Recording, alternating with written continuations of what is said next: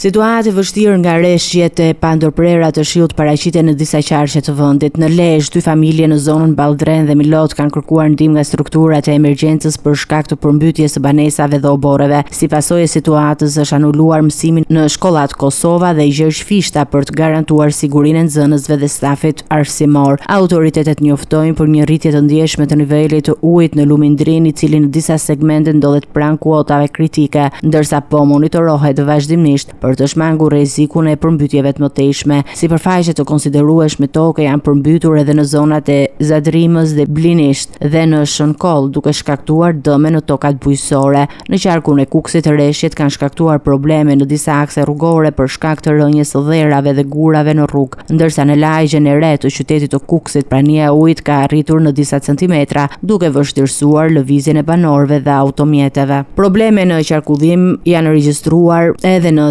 Tiranë, ku prania e ujit në Unazën e Madhe ka vështirësuar qarkullimin e segmentit që lidh Paskuqanin me autostradën Tiranë-Durrës. Si pasojë, janë regjistruar disa aksidente rrugore, fatmirësisht pa pasoja në njerëz.